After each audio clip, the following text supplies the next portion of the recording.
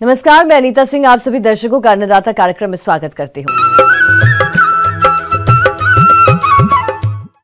किसान भाइयों, जैसा कि कल के अन्नदाता कार्यक्रम में हमने आपको पैसिफिक विश्वविद्यालय उदयपुर में आयोजित किसान वैज्ञानिकों का राष्ट्रीय मंथन व सम्मान समारोह के बारे में जाना, आज इसी कड़ी को आगे बढ़ाते हुए और कुछ महत्वपूर्ण जानकारियां लाए हैं, तो देखिए और लाभ उठाइए। हमारे देश में हमने अनुसंधान पूर्वक बहुत अच्छे बीज, अच्छी तकनीक तो विकसित की, लेकिन वो अब तक खेतों में नहीं पहुंच पाई। जैसे उदाहरण के लिए हमारे देश में 3 टन प्रति हेक्टेयर खाद्यान्न की उपज है, नीदरलैंड में 9 टन है। हमने भी वैसी तकनीकें विकसित कर रखी, लेकिन किसान के खेत तक पहुंचे। तो ये जो किसान वैज्ञानिक हैं, इन्होंने अपने खेतों में वो सारी तकनीकों का उपयोग किया है। तो ये एक प्रकार से आसपास के सभी किसानों को प्रेरित करेंगे कि वे भी इस प्रकार की उन्नत कृषि अगर हम अपनाएं, तो आज भारत विश्व की खाद्य महाशक्ति बन सकता है। हमारे पास दुनिया की सबसे ज़्यादा खेती योग्य ज़मीन है, तो हम दुनिया की 450 से 500 करोड़ जनसंख्या की खाद्य आवश्यकताओं की पूर्ति कर सकते हैं, अपनी अगर खेती की उपज को हम ठीक से बढ़ा लें। और उस दृष्टि से ये किसान वैज्ञानिक मील का पत्थर सिद्ध हो।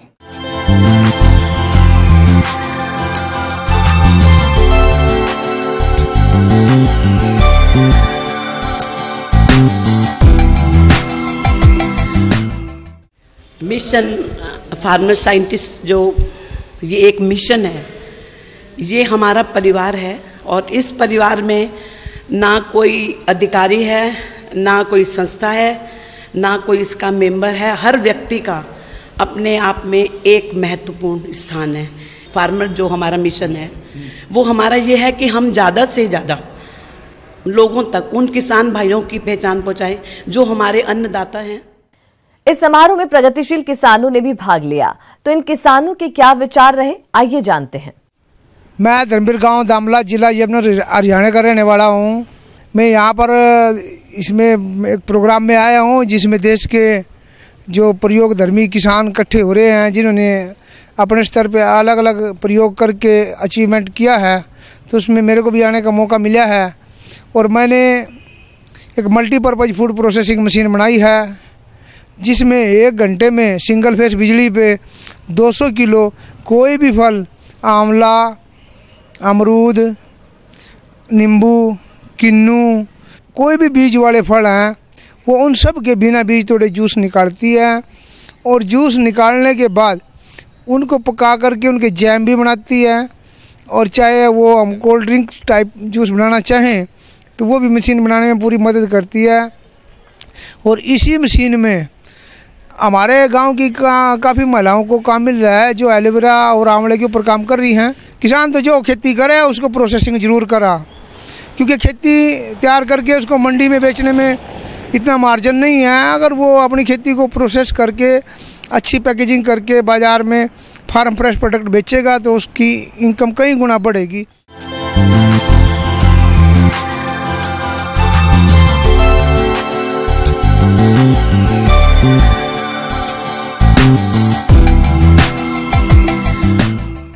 दस राज्यों के अनेक ऐसे प्रयोगधर्मी किसान आपस में हम लोगों ने विचार विमर्श किया और एक दूसरे की जहां और अच्छाइयों को कैसे बढ़ा सकते हैं पर चर्चा किया।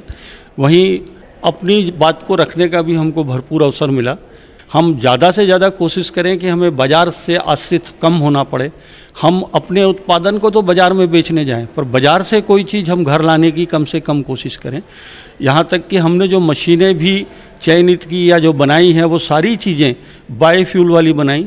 जैसे गन्ने का गुड़ बनाने के लिए गन्ने को पेर कर हम उसको जला के गन्ने का गुड़ बना लेते हैं, वैसे ही दोनों पत्तल के लिए भी यही कंसेप्ट था कि हम पत्ते को काटने के बाद जो पत्तल बचता है, सूखा पत्ता, उसी को डाल के वो मशीन चलते रहे।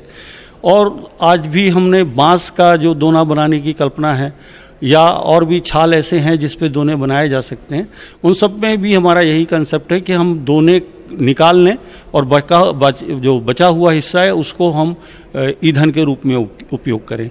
जैसा कि मैंने अभी जो दिल्ली में एक कार्यक्रम हुआ वर्ल्ड फूड इंडिया 2017, उसमें मेरा एक नारा था कि मेरा घर मेरी दुकान, और मैं जो भी, अगर आपको कोई चीज़ चाहिए मेरे उत्पाद की, तो उसके लिए मुझे मेरे घर से ही आपको संपर्क करना पड़ेगा, मैं बाजार नहीं जाऊंगा।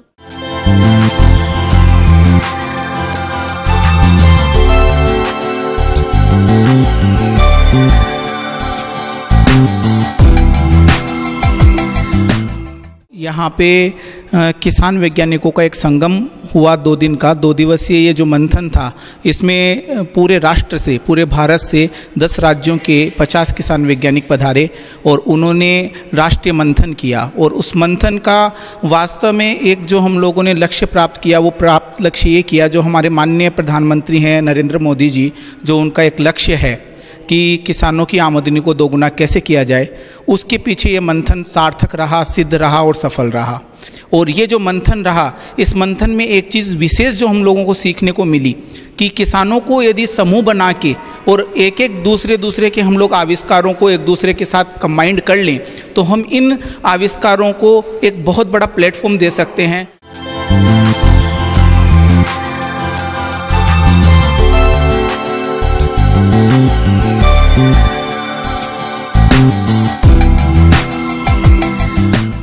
मैंने बहुत सारे एक्सपेरिमेंट किए हैं फिश कल्चर में, फ्लोरीकल्चर में, और उसके साथ साथ मैंने अपना ऑर्गेनिक की शुरू कर दिया। पहले मैंने एक पिट खोद के उसमें हम गोबर जमा करते रहे।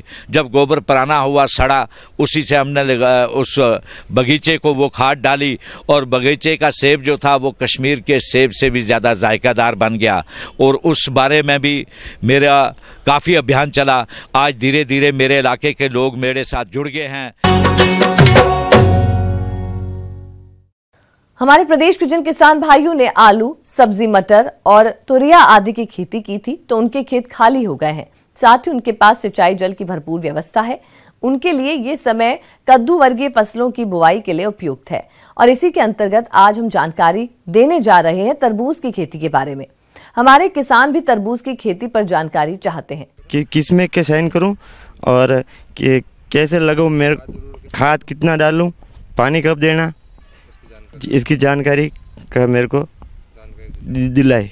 तो तरबूज की अधिक उपज देने वाली उन्नत किस्में कौन सी हैं और इसकी बुआई की वैज्ञानिक तकनीक क्या है, आइए जानते हैं कृषि विज्ञान केंद्र बड़गांव उदयपुर के बागवानी विशेषज्ञ डॉक्टर महेश चौधरी से।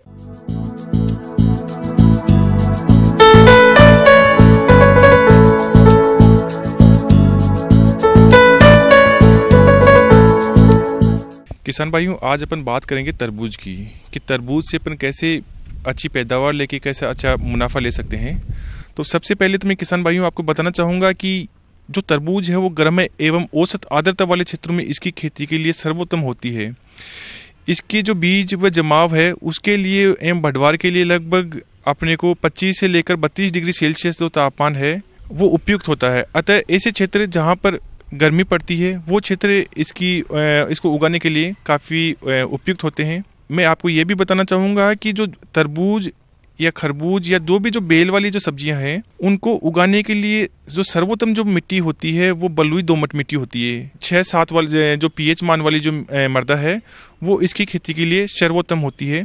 तरबूज की खेती में सबसे महत्वपूर्ण पहलू है क्षेत्र के अनुसार किस्मों का चयन। तो तरबूज की अधिक उपज देने वाली उन्नत किस्में कौन कौन सी हैं, इस बारे में जानते हैं। किसान भाइयों, इसकी काफ़ी उन्नतशील किस्में हैं। वो उन्नतशील किस्मों का यदि आप चयन करेंगे तो निश्चित रूप से आप उनसे अच्छी पैदावार पाएंगे। किस्में हैं जिसमें सुगर बेबी, दुर्गापुरा केसर, अर्का मानिक, दुर्गापुरा मीठा, काशी पीताम्बर, ये कुछ प्रमुख किस्में हैं जो लगभग अपने संपूर्ण भारतवर्ष में इन किस्मों को उगाते हैं। किसान तरबूज की खेती करने के लिए खेत की तैयारी किस प्रकार से करें और फसल की अच्छी बढ़वार के लिए कौन कौन से खाद उर्वरक लें और कितनी मात्रा में इस्तेमाल करें, इन सब के बारे में जान लेते हैं।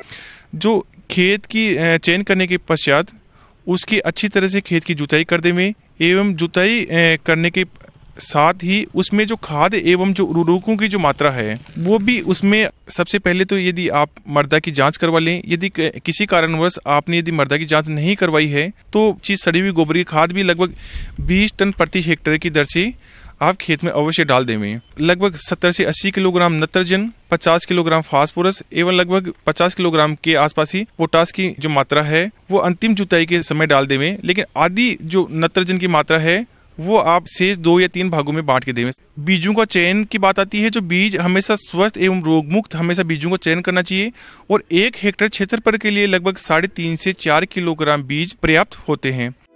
फसल को कीट और रोगों के प्रकोप से बचाने का सबसे सस्ता और अच्छा उपाय है बीजोपचार करना। तो इसके लिए थीरम 2.5 ग्राम से 3 ग्राम प्रति किलोग्राम बीज की दर से उपचारित करके बुआई करना चाहिए। मैं अपने किसान भाइयों को बताना चाहूँगा कि जो तरबूज की जो बुआई है, अपने जो उत्तरी भारत में फरवरी के महीने में इसका सर्वोत्तम समय होता है। किसान भाइयों, बात आती है इसकी बुआई कैसे करें, तो मैं अपने किसान भाइयों को बताना चाहूँगा कि जो इसकी जो तरबूज की जो बुआई है वो लगभग 2.5 से 3 मीटर की दूरी पर 40 से 50 सेंटीमीटर चौड़ी नालियाँ बनाकर हमेशा इसकी करते हैं। इन नालियों के दोनों जो किनारे हैं वहाँ पर लगभग अपना 60 × 60 सेंटीमीटर, यानी जो पौधे से पौधे की दूरी है वो अपन 60 से 60 सेंटीमीटर की रखते जाते हैं। किसान भाइयों, तरबूज की बुआई के बाद फसल का प्रबंधन किस तरह से किया जाए जिससे फसल की अच्छी बढ़वार हो और आने वाले दिनों में अच्छी गुणवत्ता की भरपूर उपज मिले, तो इन सब के बारे में जानना बेहद ही जरूरी है, जो इस प्रकार से है। किसान भाइयों, जो इसमें खरपतवार नियंत्रण का भी बड़ा महत्व है, तो जहां तक हो सके जो भी अपने अवांछित जो अपने खेत में खरपतवार खड़े हों उनको निकाल देवें। अपने को जो भी मैनुअली जैसे इसकी वीडिंग समय समय पर करते रहना चाहिए। साथ ही किसान भाइयों, अपन इसकी सिंचाई की बात करें तो 7 से 10 दिनों के अंतराल पर करते हैं।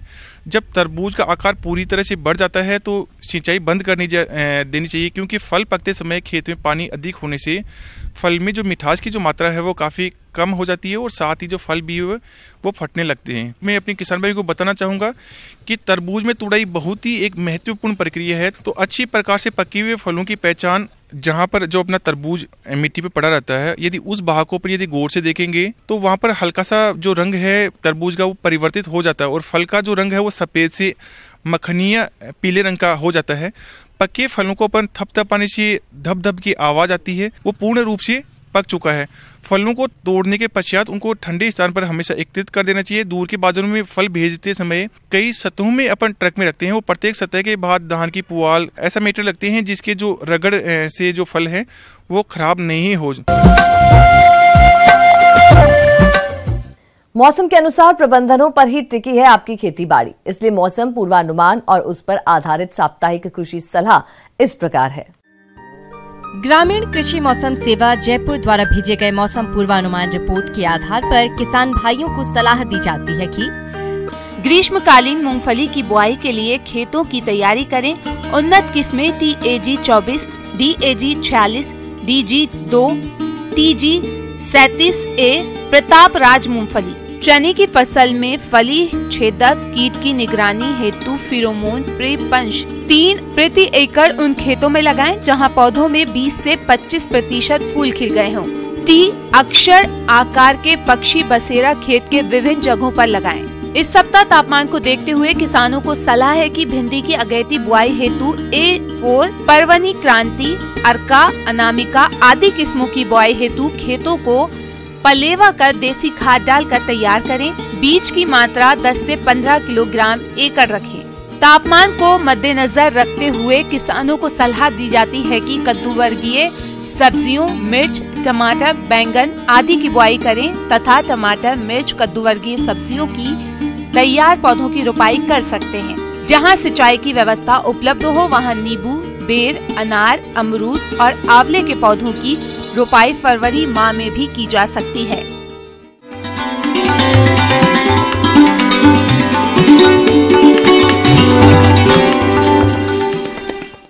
जॉन डियर अन्नदाता हेल्पलाइन निशुल्क फोन संपर्क सेवा के माध्यम से आपके द्वारा पूछे गए प्रश्नों में से 1 या 2 महत्वपूर्ण प्रश्न को हम अपने कार्यक्रम में शामिल करते हैं और इसी के तहत आज का चयनित प्रश्न और उसका जवाब इस प्रकार है। अन्नदाता निशुल्क फोन संपर्क सेवा के माध्यम से पूछे गए प्रश्नों में से आज हमने जिस प्रश्न को कार्यक्रम में शामिल किया है उसे पूछा है ग्राम भीमसौर, जिला डूंगरपुर के कृषक राहुल सिंह ने। आप सोलर पावर पंप के बारे में जानकारी चाहते हैं तो राहुल सिंह जी, आपकी जानकारी हेतु प्रस्तुत है कार्यक्रम का यह अंश।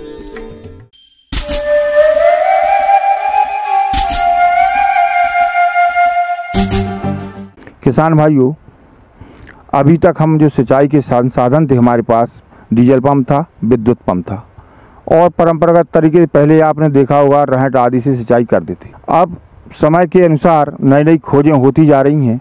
इन खोजों में एक जो अभी हमारे सामने दिखाई दे रहा है पीछे, सौर ऊर्जा संयंत्र है। सौर ऊर्जा सूर्य द्वारा प्राप्त एक अक्षय ऊर्जा है जिसका प्रयोग बिजली बनाने में कई वर्षों से किया जा रहा है। इस तकनीक में बहुत से सुधार होते होते आज ये विद्युत उत्पादन का सरल एवं आसान तरीका बन गया है। सूर्य के प्रकाश को सोलर सेल द्वारा अवशोषित करके फोटो इलेक्ट्रिक विधि से सोलर विद्युत का उत्पादन होता है। इसे हम करंट के रूप में परिवर्तित करके सिंचाई जल निकालने में प्रयोग करते हैं। यह सौर ऊर्जा संयंत्र सूरज की रोशनी को प्लेटों के माध्यम से एब्जॉर्ब करके शोषण करके सौर ऊर्जा को विद्युत ऊर्जा में बदलते हुए मोटर के द्वारा और डिलीवरी पाइप है जो उसके माध्यम से कितनी ही दूरी तक पानी ले जाया जा सकता है। इससे प्रातः 8 बजे से शाम के 6 बजे तक जब तक रोशनी लगती रहती है लगभग 8 से 10 घंटे नियमित चलाया जा सकता है और सतत एक ही स्पीड से एक ही प्रेशर से पानी मिलता है। आप यहाँ देख रहे होंगे कि यहाँ पर रूटेट एक क्लैंप लगा हुआ है जिसको सूर्य के डायरेक्शन में घुमाया जा सकता है। जैसे जिस डायरेक्शन में सूर्य की रोशनी जाती है ज़्यादा डायरेक्शन चेंज नहीं होता है, इस ढंग से वो सेट करते हैं उसको। 6 माह ऐसे होते हैं जिसमें उत्तरायण और दक्षिणायन सूर्य होते हैं, उसी डायरेक्शन में आपको थोड़ा चेंज करना होता है, बीच बीच में बार बार चेंज करने की ज़रूरत नहीं होती है। जैसे सूर्य की रोशनी निकलती है वैसे ही यह कार्य करना शुरू कर देता है। एक किसान एक दिन में 8 से 10 घंटे के अंदर 1 एकड़ तक की खेत की सिंचाई कर लेता है यदि खुले पानी से हम सिंचाई करते हैं। इससे स्प्रिंकलर भी चलाया जा सकता है, नोजल वगैरह से भी सिंचाई कर सकती है, फव्वारी खेती की जा सकती है, ड्रिप इरिगेशन के रूप में भी इसका उपयोग किया जा सकता है। बस रिक्स एकमात्र एक है कि यदि इसकी केबल वगैरह जो है इसको बंद केबल होना चाहिए, कटी फटी नहीं होना चाहिए, उसमें विद्युत शॉर्ट होने की संभावना रहती है। और इसका चूहों के लेयरिंगों से अपन को ध्यान रखना है कि ये काटे ना, और विशेष सावधानी की इसमें ज़रूरत नहीं है। सौर ऊर्जा में और कुछ सावधानियाँ ऐसी हैं जैसे कि इस पर पैनल के ऊपर धूल ना आए, पैनल के ऊपर ओस की बूंदें ना आए, और ठंड के मौसम में यदि कोहरा वगैरह अधिक होता है, कभी कभी होती है ये स्थिति, तो उस स्थिति में हमें उसमें इंडिकेटर दिए हुए हैं कि पर्याप्त वोल्टेज बन रहा है कि नहीं बन रहा है, कब चालू करना है। जैसे ही अपन ऑन करते हैं स्विच को वह ये बताता है कि हम आप पूर्ण रूप से तैयार हैं, यह इंडिकेट करता है, आप हमें स्टार्ट कर सकते। उसमें सारी व्यवस्थाएं दी हुई हैं। इसमें एक जीपीएस सिस्टम लगा रहता है। यदि हमारी सौर ऊर्जा पंप में कोई रुकावट आ रही है, कोई व्यवधान आ रहा है, तो वहाँ पर बैठे एक्सपर्ट लोग इसको देखते रहते हैं और वो आपके मोबाइल पर या तो डायरेक्ट कॉल करते हैं या मैसेज के द्वारा आपको सूचना देते हैं कि आपके इस प्लांट में अमुक जगह अमुक पॉइंट पर जो गड़बड़ी है या बोर में कम पानी है हो गया है, इसको बंद कर दीजिए। या फिर सूर्य की रोशनी ढलने जा रही है, आपकी मोटर चालू है, वोल्टेज यदि उस समय भी आपका चालू है तो ये भी सूचना आपको मिल जाती है कि साहब इसको बंद करिए, सूर्य की रोशनी कम हो गई है। और यदि आपको कोई प्रॉब्लम आती है तो इसके लिए उन्हें अपने मोबाइल नंबर दे रखे हैं, कॉन्टैक्ट नंबर, उस पर आप सूचना दे सकते हो, मैसेज दे सकते हो, वो आपको 24 घंटे के अंदर में आपकी सुविधाएं दे देंगे। ये सारी व्यवस्थाएं हैं। यह सोलर पैनल एक बार लगाने के बाद लगभग 25 वर्ष तक कार्य करता है तथा कुछ कंपनी सोलर पैनल पर 5 साल की गारंटी व निःशुल्क सर्विस भी देती है। यह सोलर पावर इतना सुरक्षित है कि इससे विद्युत मोटर जलने की कोई भी संभावना नहीं होती। किसान भाइयों, सोलर पंप न केवल बिजली की अनिश्चितता से बचाता है बल्कि विद्युत बिल व डीजल द्वारा सिंचाई में आने वाले खर्च को भी बचाता है। अब किसान भाइयों के दिमाग में एक क्वेश्चन चल रहा होगा कि इसके आवेदन हम कहाँ करें, कैसे करें, किसको दें। इसके लिए ऑनलाइन जो सेंटर हैं, कंप्यूटर पर जाकर आपको पंजीयन कराना है, आवेदन भरना है। आवेदन के साथ में आपको बंदी, बैंक पासबुक, आधार कार्ड, ये तीनों ओरिजिनल डॉक्यूमेंट लेके जाना है। इन डॉक्यूमेंट को लेकर के आप अपना पूरा निर्धारित प्रारूप में जो है जानकारी सबमिट कराएंगे। सबमिट होते ही आवेदन शुल्क 5,000 रुपये देना होगा। 5,000 रुपया आप तो ड्राफ्ट के द्वारा दे सकते हो या क्षेत्रीय जो कार्यालय है सौर ऊर्जा विकास निगम के में जिले स्तर पर जो क्षेत्रीय कार्यालय हैं वहाँ पर आप चाहें तो डायरेक्ट रसीद बनवा सकते हैं। आपका आवेदन पहुँचते ही आपको 1 हफ्ते के अंदर में आपके पास मैसेज आ जाएगा कि आप शेष कृषक अंश राशि जमा करिए, आपका आवेदन चयन कर लिया गया है। आपके आवेदन चयन होने के उपरांत आपको डीडी के माध्यम से संबंधित संस्था में आपको शेष कृषक अंश राशि जो है वो जमा करनी है। कृषक अंश राशि जब पूरी जमा होने के उपरांत निर्धारित जो भी कंपनी होगी वो आपके यहाँ आपसे संपर्क करेंगी, आपके यहाँ सौर ऊर्जा संयंत्र स्थापित कर देंगी। कम लागत के माध्यम से अधिक उत्पादन ले सकते हैं, क्योंकि इसमें किसी प्रकार का ना तो बिजली का बिल है, ना खर्च आता है और ना ही इसके अलावा कोई सेकेंडरी खर्च देना होती है।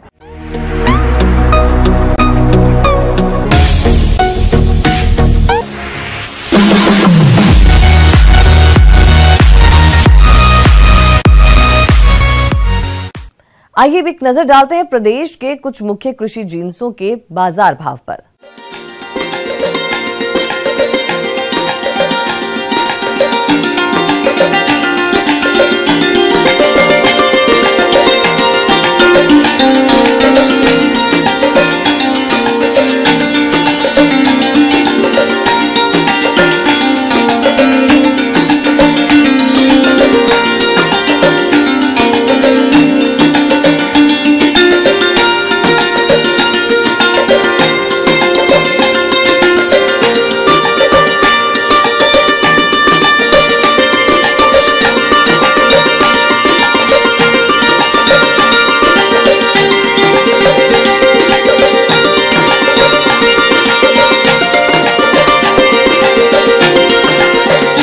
हम ये उम्मीद करते हैं कि आज का कार्यक्रम आप सभी दर्शकों के लिए उपयोगी रहा होगा। किसान भाइयों, अन्नदाता आपकी सेवा के लिए संकल्परत है। कृषि संबंधित समस्या एवं सुझावों के लिए आप हमें इस पते पर संपर्क कर सकते हैं। प्रोड्यूसर अन्नदाता, ETV Rajasthan, Ramoji film city, Hyderabad 501512। साथ ही आप हमें ईमेल भी कर सकते हैं। हमारा ईमेल है p18annadaata@nw18.com। और इसके अतिरिक्त आप हमें जॉन डियर निशुल्क हेल्पलाइन नंबर 180041912555 पर सोमवार से शनिवार सुबह 10 से शाम 4 बजे के बीच संपर्क कर सकते हैं। अब समय हो रहा है आपसे विदा लेने का, तो हमारी अन्नदाता टीम को दीजिए इजाजत। कल फिर इसी समय आपसे मुलाकात होगी कृषि संबंधित कुछ और महत्वपूर्ण जानकारियों के साथ। नमस्कार।